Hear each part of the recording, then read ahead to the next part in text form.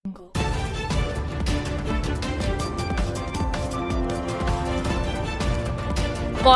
কাজ করতে গিয়ে সোনা চুরি করে ধনেখালি থানা এলাকার 10 ঘরাতে পালিয়ে আসার অভিযোগ উঠল এক যুবকের বিরুদ্ধে। জানা গিয়েছে ওই যুবকের নাম শেখ শাকির, তার বাড়ি 10 ঘরা স্টেশন বাজার এলাকায়। তার বাবার নাম শেখ জানি। এই ঘটনাকে কেন্দ্র করে ওই এলাকায় ব্যাপক উত্তেজনা সৃষ্টি হয়।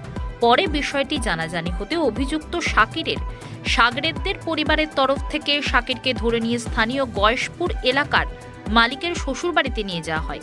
সেখানে শাকির নিজেই জুতোর মালা পরে ঘুরতে থাকে এবং ক্ষমা স্বীকার করতে থাকে। এই ঘটনায় দোকান মালিকের অভিযোগ, শাকির বিভিন্ন ছেলের মারফত তার দোকান থেকে কাজ করতে যাওয়ার বাহানায় প্রায় 250 গ্রাম সোনা হাতিয়ে নিয়ে পালিয়ে এসেছে।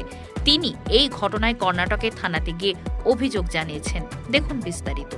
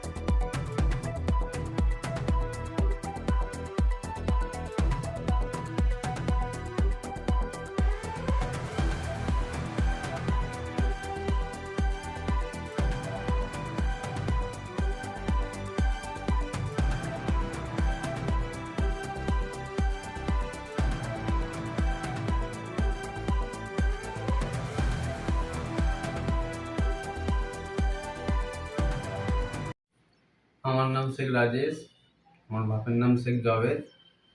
আমার 10 ঘরা স্টেশন বাজার গেমুয়া গ্রামে বাড়ি।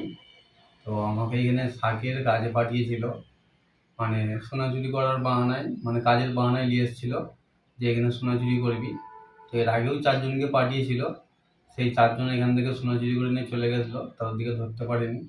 সেই বাহানায় আমাদের 4 জনকে পাঠিয়েছিল আবার নতুন করে। তার মধ্যে 2 জন বেরিয়ে গেছে, আমরা 2 জন আছি। তো তার মধ্যে আমি ওকে 67 গ্রাম সোনা দিয়েছিলাম। ও আমাকে বলেছিল যে দেশে যেয়ে ভাগ বাটোয়ারা করবো, যে সোনাটা আমাকে দে।